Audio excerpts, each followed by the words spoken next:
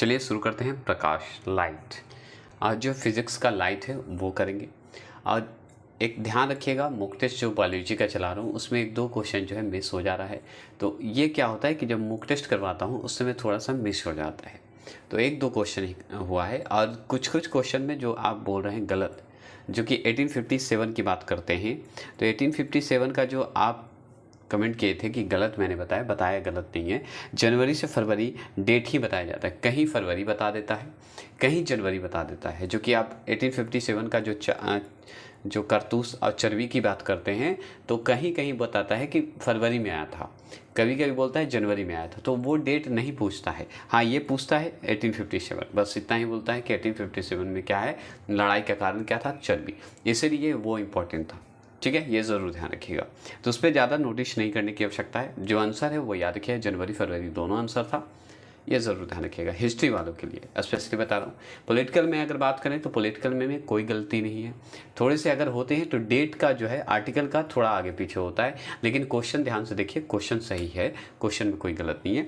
Wikipedia आप देखते हैं तो विकीपीडिया जो देख रहे हैं आप, जो क्वेश्चन देख रहे हैं वो अलग क्वेश्चन होता है, थोड़ा सा मिस होता है। इसके कारण क्या होता है, आर्टिकल इधर उधर होता है। तो पॉलिटिकल में बताया हुआ सब सही है, लगभग गलत नहीं है, तो थोड़ा ध्यान रखिएगा। तो चलिए आगे चलते हैं। आप टाइम वेस्ट ना करते हुए प्रकाश पे पढ़ाई करते हैं। तो लाइट की बात करते हैं।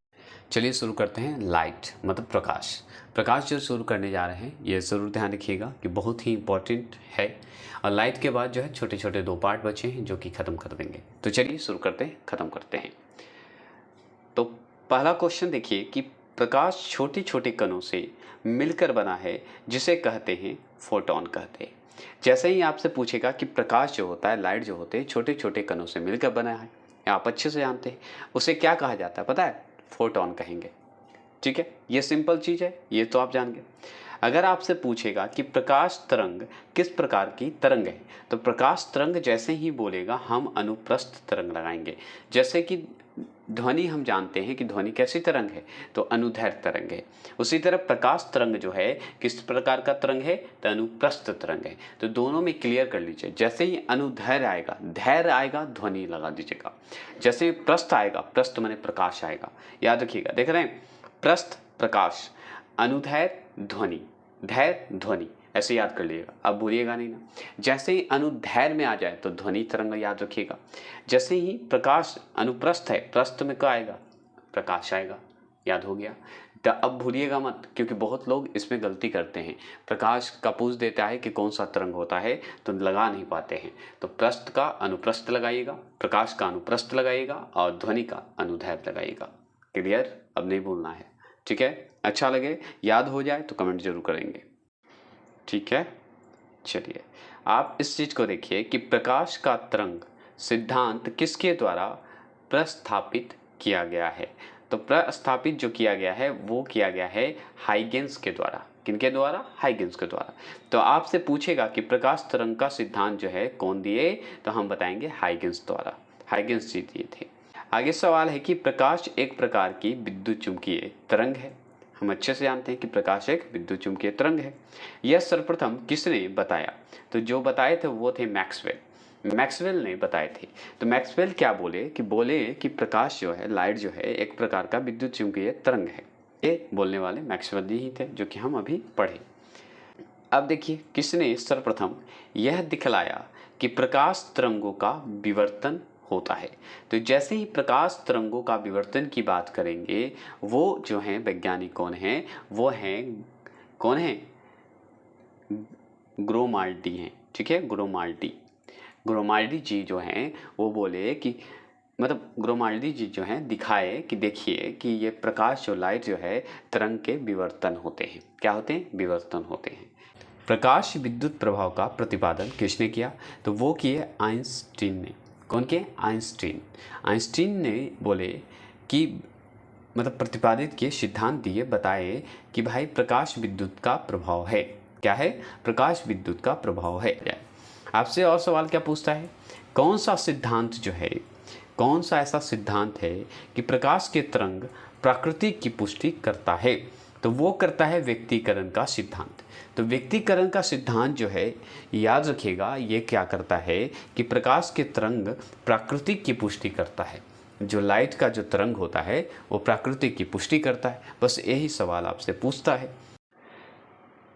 किसी अवरोध की कोर, कोर मतलब किनारा, से प्रकाश का मुड़ना कहलाएगा क्या? विवर्तन। तो विवर्तन किसे कहेंगे? जब हम मान लीजिए किसी अवरोध से, अवरोध की जो है किनारे से प्रकाश अगर मुड़ जाए तो हम उसी को तो विवर्तन कहते हैं, और ये हमेशा याद रखिएगा। अब आपसे पूछेगा कि किस घटना के आधार पर प्रकाश तरंगों के अनुप्रस्थ होने की पुष्टि होती है? तो वो होता है ध्रुवन के कारण। किसके कारण? ध्रुवन के कारण। ध्रुवन की घटना कह सकते हैं या ध्रुवन कह सकते हैं, कोई दिक्कत नहीं है।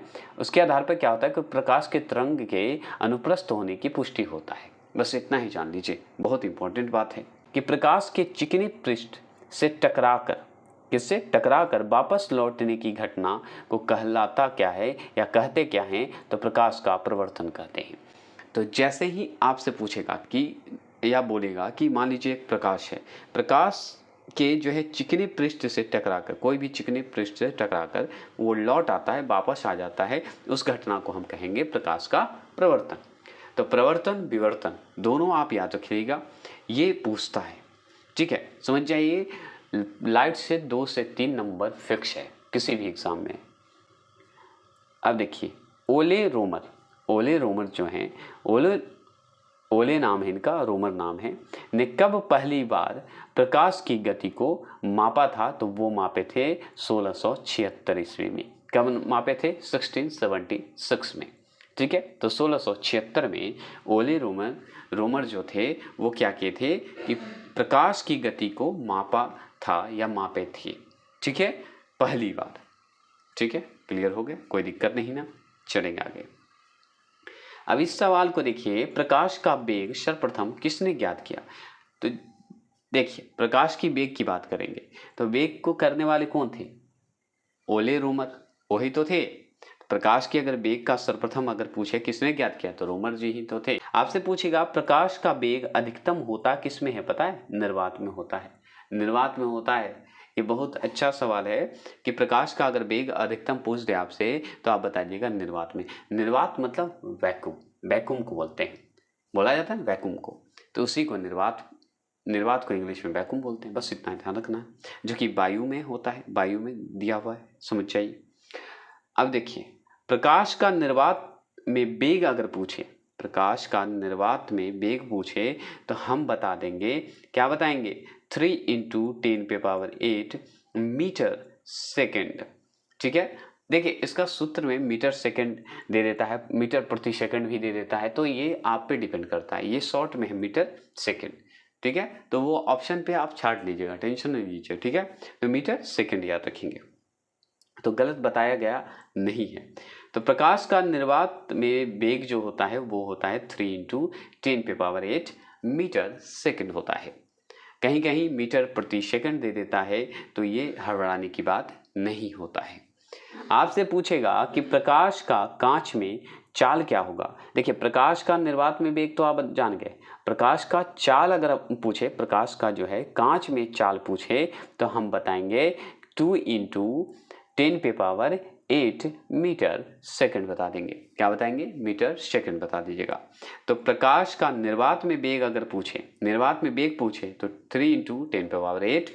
अगर आपसे क्या पूछे कि आपसे कांच में पूछे, कांच में चाल पूछे, प्रकाश का कांच में चाल अगर पूछे तो 2 × 10⁸ बता दीजिएगा मीटर सेकंड। ये हो गए। आपसे अब क्या पूछेगा? तो अब पूछेगा कि प्रकाश का जल में वेग जो होता है क्या होता है? तो ये बताइएगा 2.25 × 10⁸ मीटर सेकंड। तो देखिए, ये जो 8 है सभी में होगा, प्रकाश से जैसे भी क्वेश्चन आएगा तो जो घात जो है 10 पे 8 जो घात है वो सब में होंगे, ये ज़रूर ध्यान रखिएगा। अधिकतर आपका लाइट से सवाल होगा। इस तरह का अगर आपको सिंबल दिखता है, ये वाला 8 वाला, ठीक है, तो अब उसमें बस आगे जो ये फर्स्ट वाला है वो आपको याद करना इंपॉर्टेंट होता है। अब निर्वात पढ़ लिए, अब कांच में चाल पढ़ लिए, प्रकाश का जल में वेग पढ़ लिए कि 2.25 × 10⁸ मीटर सेकेंड। अब पढ़िए कि प्रकाश का जो है तारपीन तेल में चाल क्या होगा? तो ये होता है 2.04 × 10⁸ 8 मीटर सेकंड होता है। तो जैसे ही प्रकाश का तारपीन तेल में चाल की अगर बात करेंगे तो 2 इंटू 04 याद रखेंगे इंटू 10⁸ मीटर सेकंड बता दीजिएगा। कोई दिक्कत नहीं ना। चलिए आपसे सवाल क्या पूछेगा, प्रकाश का रॉक साल्ट में चाल अगर पूछे तो हम बताएंगे 1.96 इंटू 10⁸ मीटर सेकंड। क्या बताइएगा, मीटर सेकंड बता देंगे। तो प्रकाश का तारपीन तेल में अगर पूछे चाल तो आप बताइएगा 2 इंटू 04 इंटू 10⁸ मीटर सेकंड। अगर पूछे प्रकाश का रॉक साल्ट में चाल अगर पूछे तो 1.96 इंटू 10⁸ होगा। जैसे देखिए प्रकाश का नायलॉन में चाल क्या होता है तो हम बताएंगे 1.96 इंटू 10⁸। तो रॉक साल्ट हो नायलॉन हो, ये इसका जो है आपका जो है मतलब पूछेगा नायलॉन में चाल या रॉक साल्ट में चाल पूछेगा तो यही बताइएगा 1.96 इंटू 10⁸ मीटर सेकंड। अब देखिए इस सवाल को ध्यान दीजिएगा, प्रकाश वर्ष की इकाई दूरी होता है। आप पढ़ चुके हैं, प्रकाश वर्ष की अगर इकाई पूछे तो हम बताएंगे दूरी। ये बार बार आपसे पूछ चुका है, यांत्रिक ऊर्जा में भी पूछा है ना। चलिए आगे चलते हैं। आपसे सवाल पूछेगा, क्या सवाल है देखिएगा कि 3000 तरंग दैर्घ्यों की प्रकाश तरंग की आवृत्ति होगी, कितनी होगी बताइएगा। तो वो होगा 1 इंटू 10⁻15 Hz हर्ट्ज में होगा। किस में होगा, हर्ट्ज में। क्यों, क्योंकि आवृत्त पूछा, आवृत्त का ऐसा मात्रक हर्ट्ज, तो वही तो हर्ट्ज में करता है। ऐसे बोलिएगा 1 गुने 10⁻15 Hz होंगे, हर्ट्ज होंगे। अब देखिए चंद्रमा से पृथ्वी तक आने में प्रकाश को लगभग कितना समय लगता है तो हम बताएंगे 1.28 सेकंड लगता है। कितना लगता है, 1.28 सेकंड लगता है। ये भी आपसे सवाल अगर पूछेगा तो बता दीजिएगा। आपसे और सवाल क्या पूछेगा, सूर्य के प्रकाश को धरती की सतह पर पहुंचने में लगने वाला समय लगभग कितना है। तो ये आप ज्योग्राफी में भी पढ़ चुके हैं, 8 मिनट, ठीक है, 19 सेकंड लगता है।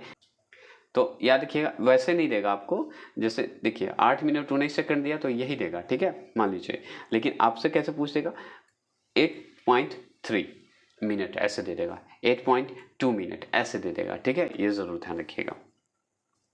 तो ये सिंपल है। तो आप ज्योग्राफी में जो पढ़ें वही करेक्ट है, ये भी करेक्ट है, कोई खराबी नहीं है। तो ये आप पे डिपेंड करता है, आपके एग्जाम में ऑप्शन पे डिपेंड करता है। तो थोड़े से आप वहाँ पे लॉजिकल रहिएगा। देखिए ये सवाल देखिए, सूर्य ग्रहण के समय सूर्य का कौन सा भाग दिखाई देता है। तो कौन सा भाग दिखाएगा, कोरोना भाग दिखाई देगा। कोरोना मतलब किरीट का भाग दिखाई देता है। ये सिंपल, इसमें हमें नहीं लगता कि जानकारी ज़्यादा देने की आवश्यकता है। आगे बढ़ते हैं। आगे अगर बात करते हैं हम, तो आगे इस सवाल को आप देखिए कि पूर्ण सूर्य ग्रहण का अधिकतम समय होता है, कितना होता है, 460 याद रखिएगा सेकंड होता है।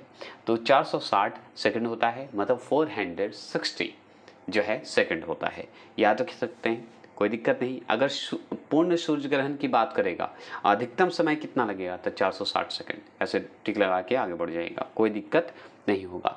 आपसे और सवाल पूछ सकता है कि सूर्य ग्रहण तब होता है जब सूर्य और पृथ्वी के बीच चंद्रमा होती है। तो हम सही बात है कि सन के और अर्थ के बीच में अगर चंद्रमा आ जाए, क्या आ जाए, चंद्रमा आ जाए, तभी लगता है सूर्य ग्रहण।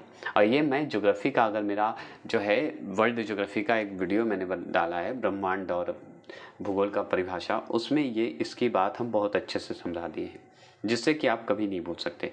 अब सूर्य ग्रहण की बात किए तो चंद्र ग्रहण की बात करते हैं। तो चंद्र ग्रहण तब लगता है जब चंद्रमा और पृथ्वी के बीच में हमारा सूरज आ जाता है, तो चंद्र ग्रहण लग जाता है। यही तो सही बात है।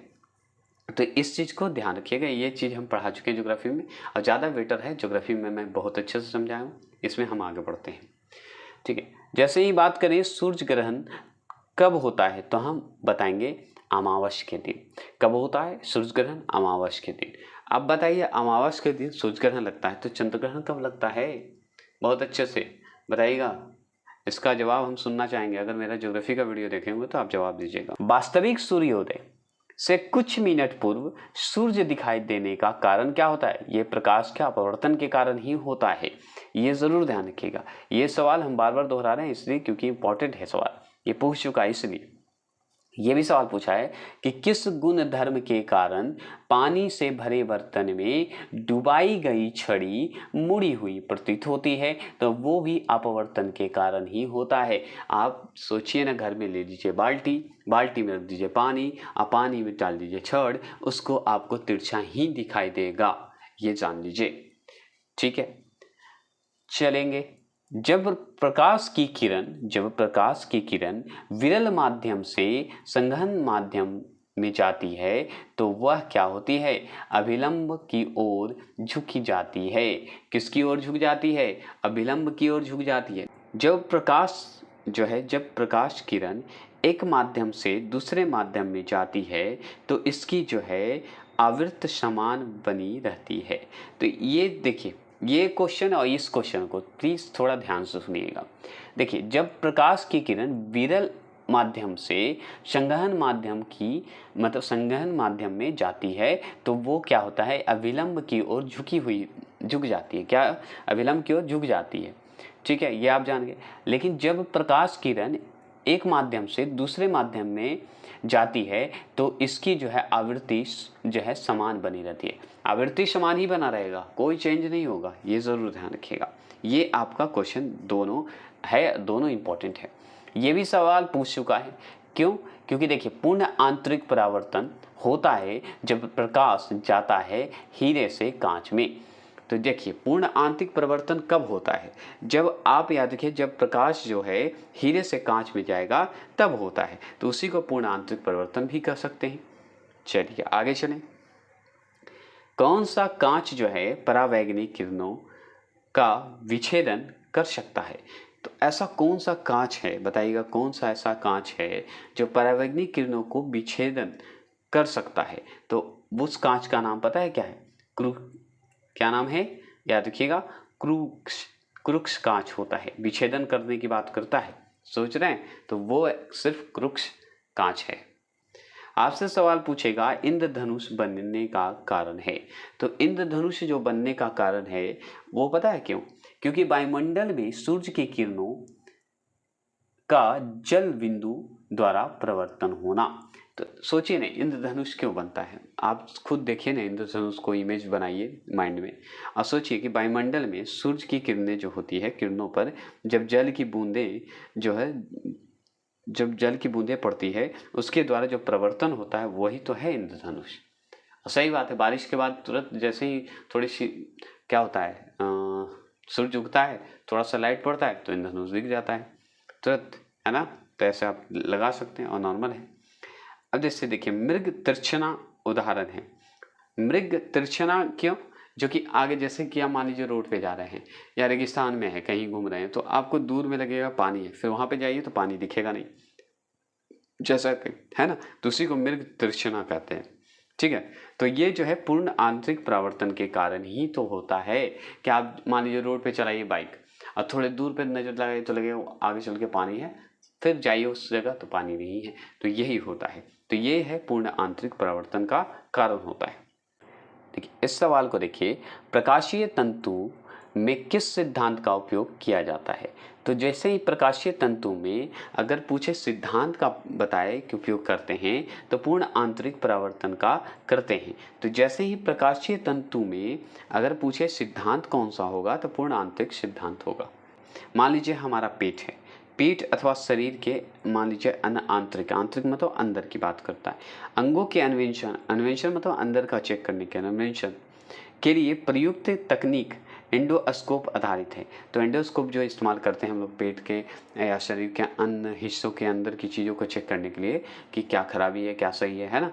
तो उसके लिए एंडोस्कोप का इस्तेमाल करते हैं। वो आधारित कैसे होता है पता है? पूर्ण आंतरिक परिवर्तन पर ही आधारित होता है। तो पूर्ण आंतरिक परिवर्तन परिघटना पर ही तो होता है, बस याद रखिएगा, इसी के आधार पर होता है। तो ये हो गया, एंडोस्कोप आधारित होता है पूर्ण आंतरिक परावर्तन पे। तो ये भी सवाल पूछ सकता है कि एंडोस्कोप जो है आधारित है कैसे, तो हम बताएंगे पूर्ण आंतरिक परावर्तन पर आधारित है। ये भी बोल सकते हैं, कोई दिक्कत नहीं है, सवाल ये पूछे जाएगा तो आप दिक्कत नहीं होगा। अब देखिए प्रकाशीय फाइबर किस सिद्धांत का कार्य करता है, मतलब किस सिद्धांत पर कार्य करता है, तो हम बताएंगे पूर्ण आंतरिक परावर्तन पर करेगा। तो प्रकाशीय अगर फाइबर की बात करेंगे तो क्या होगा, पूर्ण आंतरिक जो है प्रवर्तन पर करता है, सिद्धांत पर करेगा कार्य। चटका हुआ कांच चटकीला प्रतीत होता है, कैसे होता है पता है, पूर्ण आंतरिक प्रवर्तन के कारण ही होता है।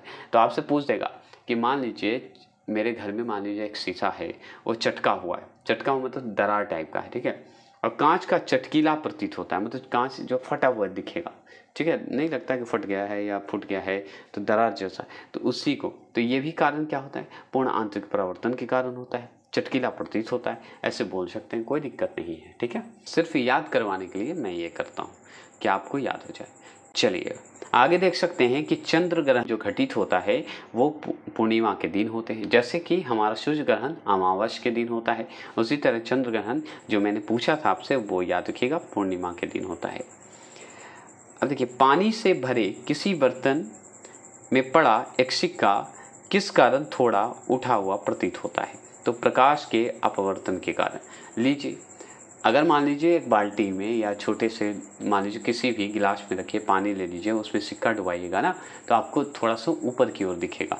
जैसे हम एक और पढ़े अभी जस्ट, क्या पढ़े थे ऊपर, कि अगर मान लीजिए एक बाल्टी में पानी रखते हैं और एक छड़ी रखते हैं तो वो तिरछा दिखता है, तो कारण क्या होता है, प्रकाश के अपवर्तन का ही तो कारण है। तो ये भी प्रकाश के अपवर्तन का कारण होता है, सिक्का ऊपर दिखना। आगे चलेंगे, जल के अंदर पड़ी हुई मछली किस कारण से अपनी वास्तविक गहराई से कुछ ऊपर उठी हुई दिखाई देती है, तो ये भी तो प्रकाश के अपवर्तन के कारण होता है। तो यही तो बात है, सिक्का को डाल के एग्जाम्पल दे या मछली को दिखाए, तो मछली भी आपको ऊपर दिखेगा, तो सब जो है अपनी जो वास्तविक जगह से थोड़ा सा ऊपर दिखता है।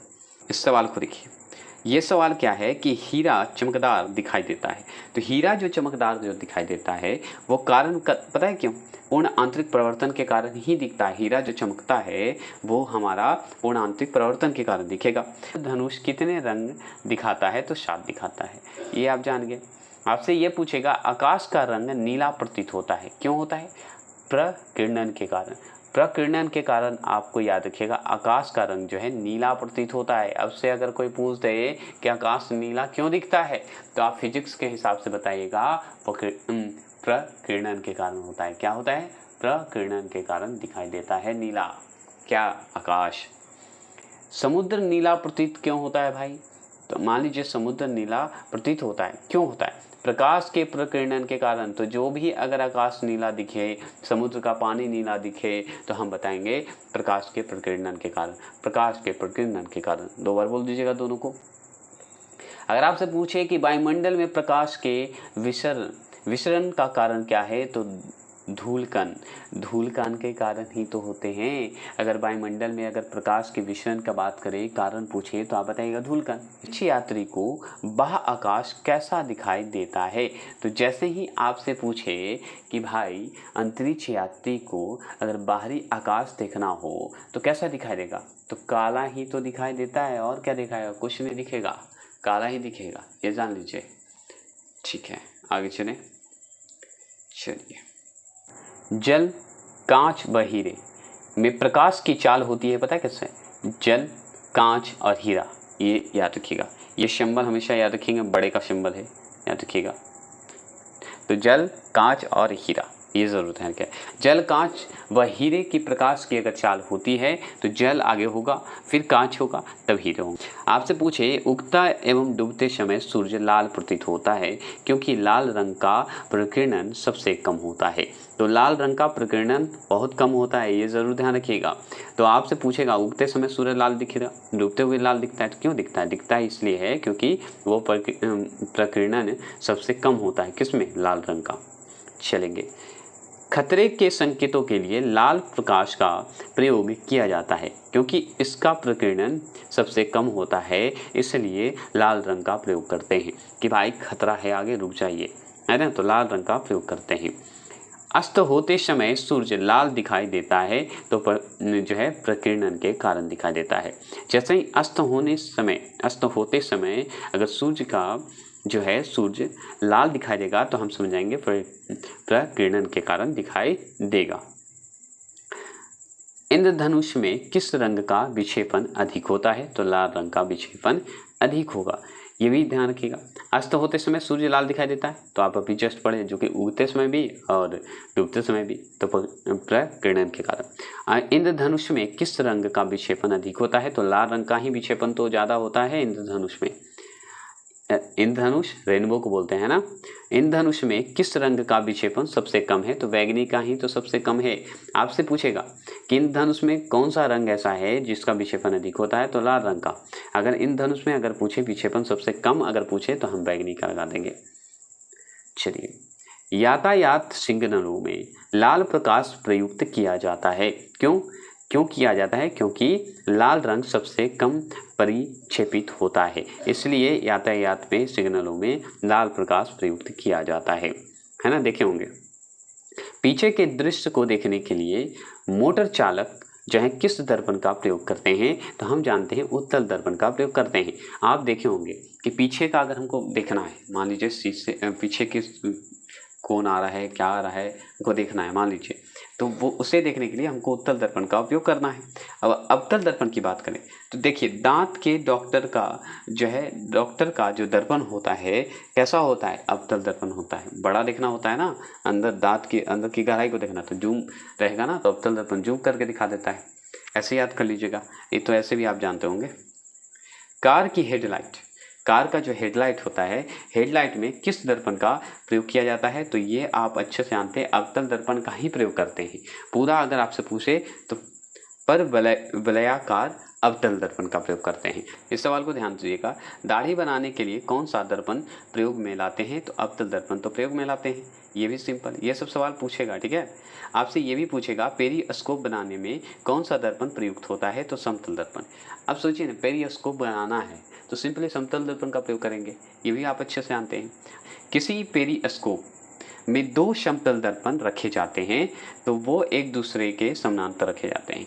मान लीजिए किसी पेरिस्कोप में दो समतल दर्पण रखते हैं मान लीजिए, तो कैसे रखिएगा? तो एक दूसरे के समानांतर ही रख सकते हैं, ये ज़रूर ध्यान रखना होगा, ठीक है। अगर आपसे पूछेगा कि किसी व्यक्ति का पूरा प्रतिबिंब देखने के लिए समतल दर्पण की न्यूनतम ऊंचाई होती है, कितनी होनी चाहिए? तो व्यक्ति की ऊंचाई की आधी होनी चाहिए। अगर मान लीजिए मेरा ऊंचाई है, उसकी आधी होनी चाहिए, ठीक है, तो हम पूरा प्रतिबिंब हमको पूरा दिखाई देगा, तो ये ज़रूर ध्यान रखिएगा। आपसे क्या पूछेगा? किसी वस्तु के 3 प्रतिबिंब प्राप्त करने के लिए समतल दर्पण के बीच कितने कोण होने चाहिए? तो 90 डिग्री का कोण होना चाहिए। अगर मान लीजिए 3 प्रतिबिंब हमको प्राप्त करना है, 3 हमको प्रतिबिंब देखना चाहिए, 3, तो 3 प्राप्त करने के लिए हमें समतल दर्पणों के बीच कितना का कोण होगा कि तीनों तरफ हमको 3 प्रतिबिंब बन जाए? तो वो 90 डिग्री होना चाहिए, तभी दिखेगा।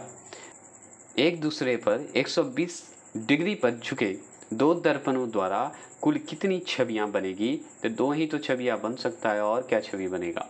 मतलब छवि बनेगा, प्रतिबिंब बनेगा। तो अगर मान लीजिए एक दूसरे पर अगर 120 डिग्री पर झुके दो दर्पणों द्वारा कुल कितनी छवियां बनेगी? तो 2 ही तो बनेगा। अब मान लीजिए आमने सामने आप रख दिए, अब दोनों एक दूसरे के सामने, तो 2 ही प्रतिबिंब ना, एक आगे एक पीछे, बात खत्म। 2 ही बोल ही रहा है, अगर आप ज़्यादा बोलता है जैसे 3 बोला तो 90 डिग्री का होना चाहिए, ऐसे याद करना पड़ेगा, है ना। इस समझाने के पॉइंट ऑफ व्यू से मैंने बोलता हूँ जिससे कि आपको याद हो जाए। मानव आँख की रेटिना पर कैसा प्रतिबिंब बनता है? अब हमारा आँख है, मान लीजिए हमारे आँख पे जो रेटिना है, रेटिना पर कैसा प्रतिबिंब बनेगा? वास्तविक लेकिन उल्टा। तो वास्तविक और उल्टा बोलिएगा। तो वास्तविक तथा उल्टा जो है बनता है कहाँ? हमारे आँख के रेटिना पे। तो वास्तविक तो रहेगा ही, लेकिन उल्टा भी बनेगा। देखिए इस सवाल को थोड़ा ध्यान रखेंगे, और ये बहुत इंपॉर्टेंट। कैसे? यदि एक व्यक्ति 2 समतल दर्पण को 60 कोण आनत है, ठीक है, 60 कोण पर है, के बीच खड़ा हो तब उसे कितना प्रतिबिंब दिखेगा? तो 5 प्रतिबिंब देखा 60 कोण पे, याद रखिएगा। 90 पे कितना दिखा था? 3, ऐसे ध्यान रखिएगा जो हम ऊपर पढ़े हैं। आपसे पूछेगा जब कोई वस्तु दो समानांतर समतल दर्पण के बीच खड़ा है, दोनों समानांतर दर्पण के बीच खड़ा है, तो बने हुए प्रतिबिंब की संख्या कितनी होगी? अनंत होगी। मतलब लगेगा कि बहुत ज़्यादा है, क्योंकि लगातार दिख रहा है ना, अनंत तो दिखेगा। चलिए अब इसमें फिर से अभिसारी अपसारी मैंने पढ़ा चुका था, शुरू में ही पढ़ा दिए हैं, और अभी चलिए आगे भी पढ़ते हैं। तो अभिसारी लेंस वह होता है जो क्या होता है? किरणें एकत्रित करता है। तो जैसे ही अभिसारी की बात करेगा तो अभी मतलब आ रहा है, अभी कर रहा है, तो मतलब किरण को जो है एकत्रित कर रहा है, मतलब जमा कर रहा है, तो अभिसारी हो जाएगा। अपसारी मतलब हो जाता है, अपसारी लेंस वह होता है जो किरणें फैलाता है। तो अपसारी मतलब ऊपर की ओर जा रहा है, मतलब फैल रहा है ना। तो अपसारी लेंस अगर पूछे तो आप बताइएगा किरणें फैलाता है, और अभिसारी लेंस पूछे तो एकत्रित कर रहा है, मतलब जमा कर रहा है। अभिसारी कर रहा है ना, सब अपने लिए कर रहा है, अभी के लिए, अपने लिए अभिसारी कर रहा है। और अपसारी क्या होता है कि अपसारी ऊपर की ओर जा रहा है और किरणें फैलाते जा रहा है, अपसारी हो रहा है। याद हो गया? मैंने समझाने के पॉइंट ऑफ व्यू से सिर्फ बोला है और कुछ नहीं बोला है। अब देखिए आपसे और सवाल क्या बनेगा? सवाल यही बनेगा कि वायु का बुलबुला जल में कैसा व्यवहार करता है। तो वायु का बुलबुला जल में अगर पूछे कि कैसा व्यवहार करेगा, तो अवतल लेंस की भांति ही तो व्यवहार करता है। अब लेंस पढ़ रहे हैं, दर्पण नहीं पढ़ रहे हैं, ये जरूर ध्यान रखिएगा। वायु का बुलबुला जल में कैसा व्यवहार करेगा? तो अवतल लेंस की भांति करेगा। लेंस पढ़ रहे हैं अभी, है ना, दर्पण नहीं पढ़ रहे हैं, दर्पण तो पढ़ चुके और भी आगे पढ़ेंगे। लेकिन अवतल लेंस किस प्रकार का प्रतिबिंब बनाता है? तो अब आभासीय प्रतिबिंब बनाएगा। तो अवतल लेंस जो है किस प्रकार का प्रतिबिंब बनाएगा? तो हम बताएंगे आभासीय प्रतिबिंब बनाएगा। अब देखिए लेंस की क्षमता का मात्रक अगर पूछे होता है तो डायोप्टर तो होता है, यह पढ़ चुके हैं, यांत्रिक में ही पढ़ चुके हैं। तो लेंस की अगर क्षमता पूछे, ऐसा मात्रक पूछे, तो डायोप्टर बता देना है, कोई दिक्कत तो होगा नहीं आपको। अब देखिए इसमें ही धूप के चश्मे की क्षमता होती है, तो शून्य डायोप्टर तो होता है। अब धूप के चश्मे में क्या लेंस लगा होगा? नहीं होता है, वो होता है शून्य डायोप्टर होते हैं। ठीक है, ये ज़रूर ध्यान रखिए। आपसे और क्या पूछेगा? एक उत्तल लेंस को जब पानी में डुबाया जाता है तो उसकी क्षमता क्या होगी? घट जाती। अब सोचिए ना, एक उत्तल लेंस लीजिए, लेंस को जब पानी में डुबाइएगा तो उसकी क्षमता क्या होगी? घटेगी ही ना, जब लेंस को पानी में डुबा दीजिएगा तो। अगर बात करें प्रिज्म में, और प्रिज्म में प्रकाश के विभिन्न रंगों का विभाजन कहलाएगा क्या? तो प्रकाश का वर्ण विक्षेपण कहलाएगा। और अच्छी बात है, आप माइंड में इमेज बना लीजिए, प्रकाश का प्रिज्म आप देख रहे होंगे, तो प्रिज्म में अगर प्रकाश की बात करेगा तो प्रकाश में अगर विभिन्न विभाजन हो जाता है, रंगों का विभाजन होता है कि नहीं प्रिज्म में? प्रिज्म का देखिए बनाया हुआ पिक्चर, ठीक है, तो आपको याद आ जाएगा। तो वो किस कारण होता है? कारण यही होता है कि प्रकाश का वर्ण विक्षेपण होता है। ये आप समझ गए। अगर आपसे पूछेगा कि सूर्य द्वारा उत्सर्जित प्रकाश का रंग कैसा होता है? तो श्वेत होता है। श्वेत मतलब सफ़ेद होता है। तो सूर्य द्वारा जो उत्सर्जित जो प्रकाश होता है उसका रंग श्वेत सफ़ेद होता है। कैसा होता है? श्वेत सफ़ेद होता है। ये ज़रूर ध्यान रखिएगा।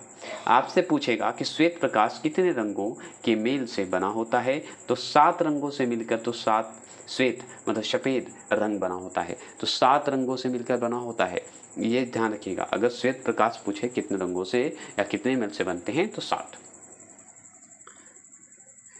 श्वेत प्रकाश को नीले में कैसे पैदा करता है? मतलब देखिए श्वेत प्रकाश है मतलब सफ़ेद प्रकाश है को नीले में कैसे पैदा करते हैं? तो पैदा अगर नीले मतलब मान लीजिए पैदा करना है तो तंतु को गर्म करके करते हैं। कैसे?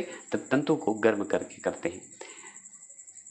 श्वेत प्रकाश जब प्रिज्म से होकर गुजरता है तो जो वर्ण होते हैं सबसे कम विचलित होता है, वह है लाल। क्या है? वह है लाल।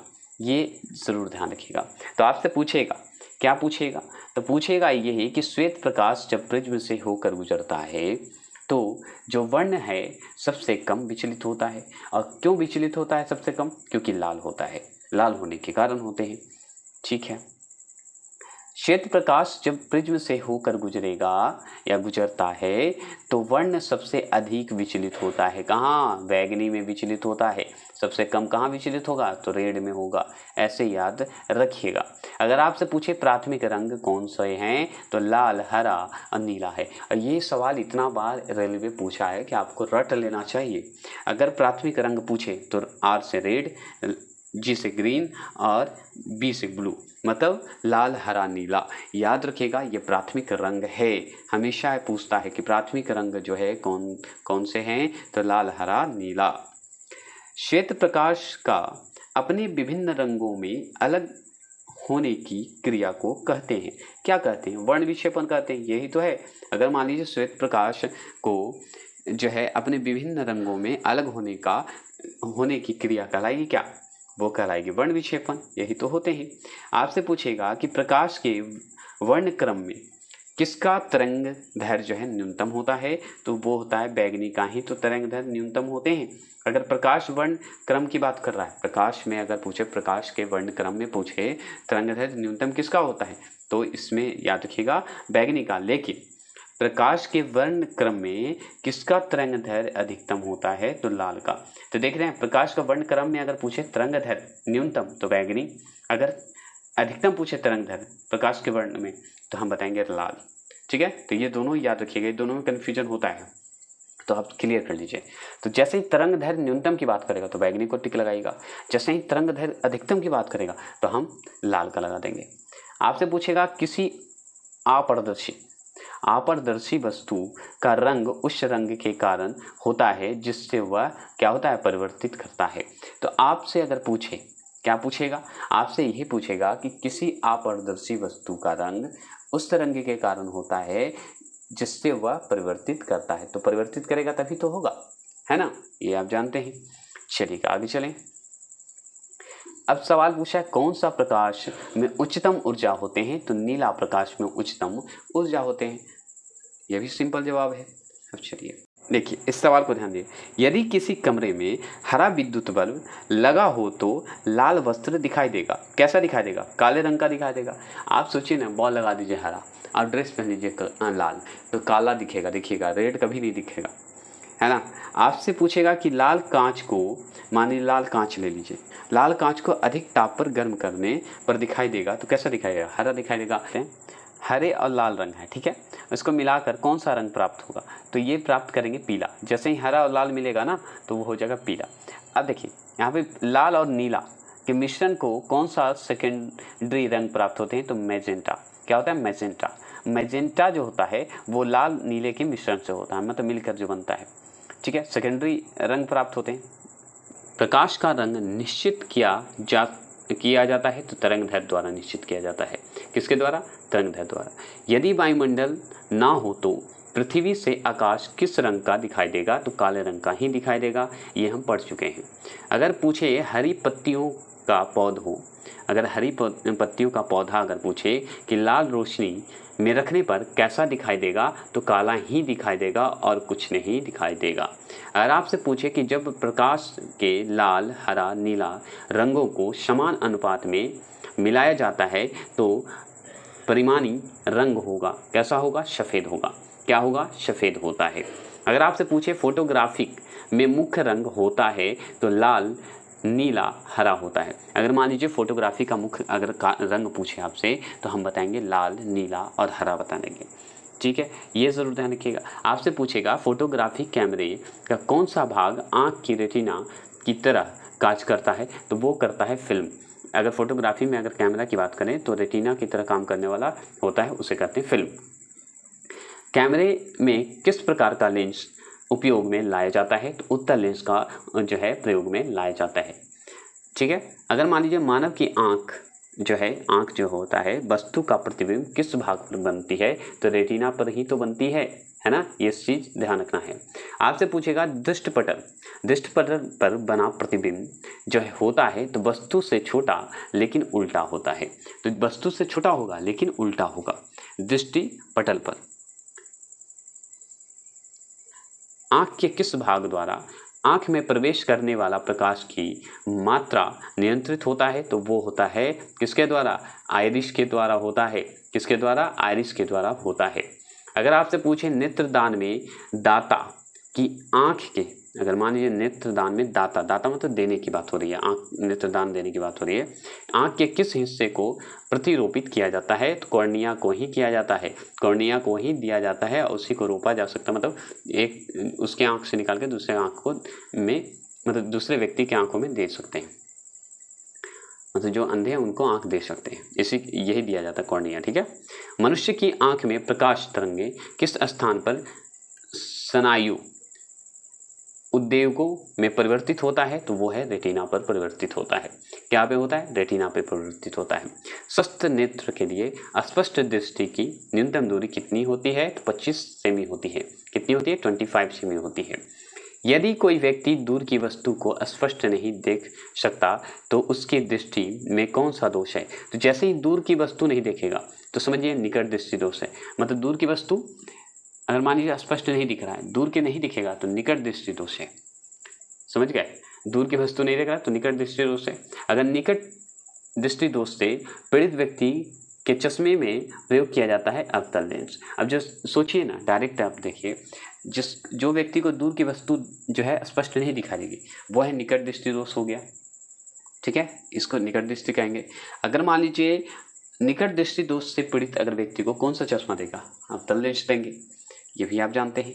अगर आपसे पूछे कि यदि कोई व्यक्ति निकट की वस्तु को स्पष्ट नहीं देख सकता तो जो है उसकी दृष्टि में कौन सा दोष होगा उसकी आंखों में? तो दूर दृष्टि दोष होगा।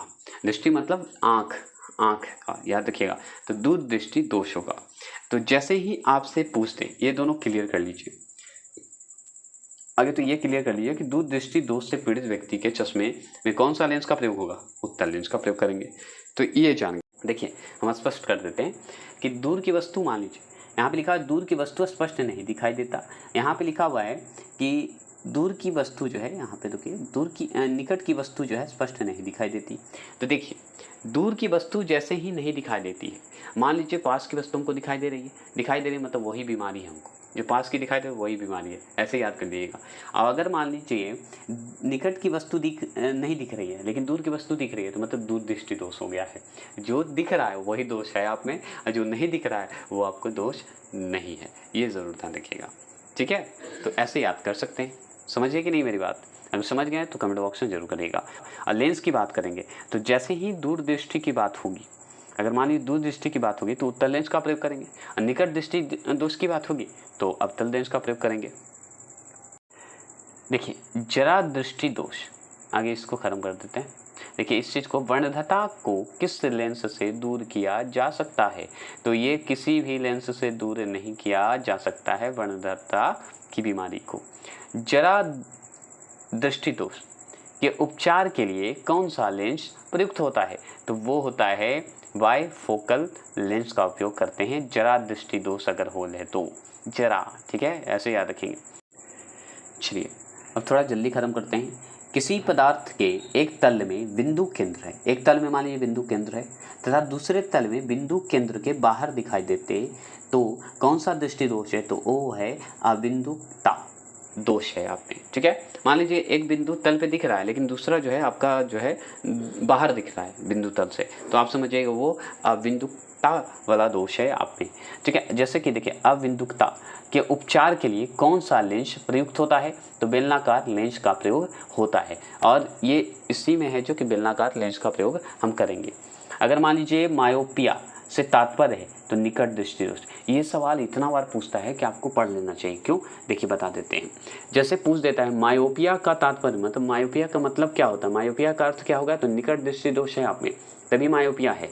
अगर पूछे हाइपर मेट्रोपिया अगर पूछे तो दूर दृष्टि दोष है। जैसे ही हाइपर की बात करेगा तो दूर भागेगा, जी हाइपर रहेगा। जब मान लीजिए गुस्सा कर रहे हैं आप, हाइपर हैं तो आपसे दूर ही रहेगा ना, तो वो हो गया दूर दृष्टि दोष। ऐसे याद करिएगा। मायोपिया मतलब माया जाल जिसके पास है उसके पास तो आदमी लोग पास रहेंगे, तो वो निकट दृष्टि दोष है। ऐसे याद कर सकते हैं कि नहीं? कर लीजिएगा, आपसे भूलिएगा मत। मतलब जैसे ही मायो की बात करेंगे, मायोपिया की बात करेंगे, मतलब मायाजाल की बात करेंगे तो निकट दृष्टि दोष। हाइपरमेट्रोपिया की बात करेंगे, जैसे ही हाइपर की बात हो जाएगी, गुस्से की बात हो जाएगी, हाइपर मतलब दूर भागेगा हाइपर लोगों से, तो दूर दृष्टि दोष हो जाएगा। बस याद करवाने के तरीके मैंने कोशिश किए हैं कि आपको याद हो जाए। अब इसी चीज़ में आप अभी जस्ट जो है आप ऊपर पढ़ रहे थे, जो कि देखिए यहाँ पे पढ़ रहे थे दूर दृष्टि दोष, यहाँ पे निकट दृष्टि दोष। इसी जगह पे आपसे क्या पूछ देगा कि दूर दृष्टि दोष और निकट दृष्टि दोष, तो इसका पूछ देगा कि अब बताइए कि यहाँ पे निकट दृष्टि दोष के जगह पे दे देगा, क्या दे देगा, मायोपिया दे देगा, मायोपिया दे देगा, और इसी दूर दृष्टि की जगह पे हाइपर दे देगा, हाइपर दृष्टि दोष दे देगा। तो आप समझ जाएंगे इस चीज़ को पढ़ने के बाद। तो ठीक है, यही समझाना मैं चाह रहा था कि ये दोनों समझ जाइए, ये दोनों समझ गए ना, मतलब ये दोनों समझ गए तो समझ जाइए कि आपको इस निकट दृष्टि दोष और दूर दृष्टि दोष की जगह पे मायोपिया और हाइपरमेट्रोपिया दे सकता है, ये ज़रूर ध्यान रखिएगा।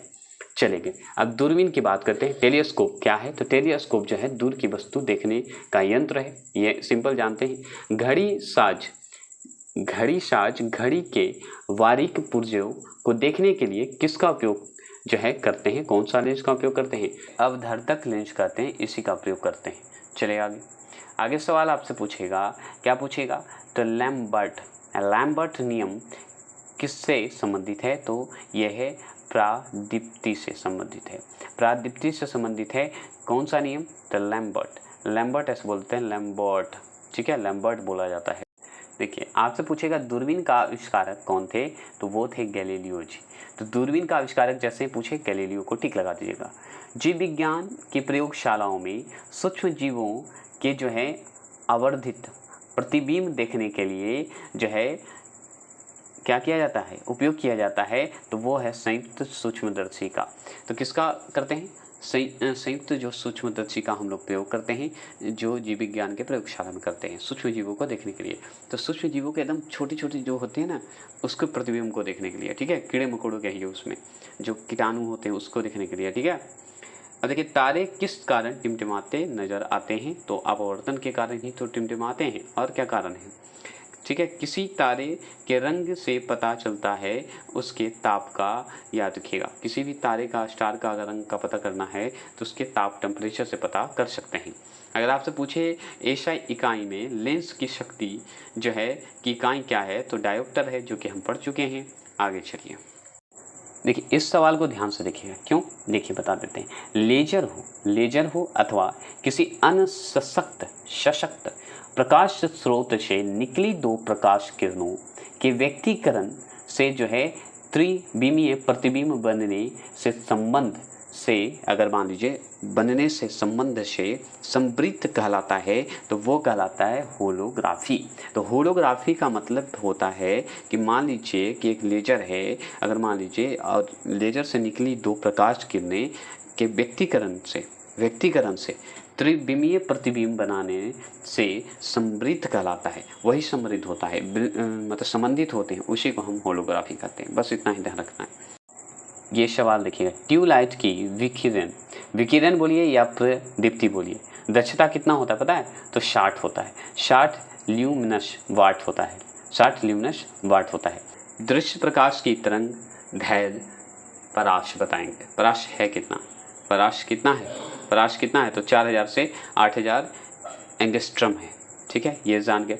आपसे पूछेगा तंतु प्रकाशीय जो है संचार में संकेत जो है किस रूप में प्रवाहित होता है? तो प्रकाश तरंग में ही तो जो है प्रवाहित होता है, ठीक है। अगर मान लीजिए विकिरण की कण प्रकृति की पुष्टि किससे की जाती है? तो प्रकाश वैद्युत प्रभाव से ही तो किया जाता है, विकिरण की बात करेगा तो, है ना।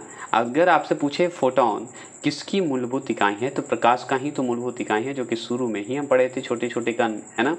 अब देखिए आइंस्टीन के E बराबर mc² समीकरण में c घोतक होता है, c घोतक होता है प्रकाश वेग का होता है, किसका होता है? c प्रकाश वेग का होता है। इलेक्ट्रॉन सूक्ष्मदर्शी का आविष्कार किसने किया था? तो नोल और रुस्का ने किए थे। तो रुस्का जी और नोल जी ने क्या किया कि इलेक्ट्रॉनिक सूक्ष्मदर्शी का आविष्कार किए थे, ठीक है। ये आपसे पूछेगा के चश्मे का पावर होता है 0 डायोप्टर, जो कि दोबारा पूछ चुका है ना। विद्युत चुम्बकीय तरंग एवं प्रकाश तरंग के वेग होते कैसे हैं, तो बराबर होते हैं। अगर विद्युत चुम्बकीय तरंग हो या प्रकाश का तरंग की बात करेगा, दोनों के वेग की बात करें तो बराबर होगा, ये जरूर ध्यान रखिएगा। अगर पूछे एक संयुक्त सूक्ष्मदर्शी अभिदृश्य एवं नेत्रिका की आवर्धन क्षमताएं क्रमशः M1 एवं M2 है, ठीक है। तो सूक्ष्मदर्शी की आवर्धन क्षमता होगी कितना, तो M1 इंटू M2 होगा, याद रखिएगा। जैसे ही मान लीजिए M1 प्लस M2 दे तो उसकी अगर आवर्धन क्षमता पूछे सूक्ष्मदर्शी का तो इंटू में कर दीजिएगा, गुना में कर दीजिएगा। इसमें क्या सोचना है, अगर आपसे पूछे कि किसी गोलीय दर्पण की वक्रता त्रिज्या R तथा फोकस दूरी f है तो बताइए संबंध क्या होगा, तो R बराबर 2f होगा। क्या होगा, R बराबर 2f होगा, ऐसे याद कर लीजिएगा। तो ये हो गए आपके, खत्म हो गए प्रकाश के। जो भी बच्चे हैं टेबल में वो मैं करवा दूंगा। नेक्स्ट टॉपिक आपका आएगा विद्युत का। देखिए अभी जस्ट आप ये सब चीज़ पढ़ चुके हैं। प्रकाश मतलब मान लीजिए विभिन्न माध्यमों में प्रकाश की चाल आप पढ़ चुके हैं, ठीक है। और इसकी प्रकाश की चाल जो है मीटर सेकंड में होता है, ये आप भी जानते हैं। तो समय मीटर सेकंड लगा दीजिएगा, ठीक है। या कभी कभी दे देता है मीटर प्रति सेकंड दे देता है, तो ये भी ज़रूरी है, ठीक है, ध्यान रखिएगा। तो आपसे पूछेगा निर्वात में, निर्वात का मतलब वैक्यूम में कितना था, जो कि हम पढ़ चुके हैं 3 × 10⁸। पानी में कितना होता है, तो 2.25 इंटू 10⁸, ये भी पढ़ चुके हैं। तारपीन के तेल में अभी जस्ट पढ़े थे आप, इसी में वन लाइन हमने शुरू में ही पढ़े थे, 2.04 इंटू 10⁸। कांच में अगर पूछा है तो क्या बताइएगा, ये बताइएगा 2 इंटू 10⁸ मीटर सेकंड, है ना। रॉक साल्ट में कितना था, तो 1.96 इंटू 10⁸, यही तो पढ़े थे। और नाइलॉन में तो रॉक साल्ट और नाइलॉन ये तो पढ़ चुके थे, तो इस पर पढ़ने की आवश्यकता नहीं है, बस आपको दे दिए। हाँ, ये ज़रूरी है कि क्रांतीय कोण जो होते हैं ये ज़रूर ध्यान रखना है। तो क्रांतीय कोण अगर देखा जाए तो देखिए क्रांतीय कोण का मतलब होता है कि मान लीजिए विरल माध्यम है और संघनन माध्यम के बीच की बात करता है, तो वही बात इसमें है। तो विरल माध्यम और संघनन माध्यम तो झुकाव की बात करता है, उसी पे बनाया हुआ है। जैसे कि मान लीजिए ये पानी है, तो पानी कितने डिग्री पे है क्रांति कोण, तो हम बताएंगे 48.5 डिग्री पे है।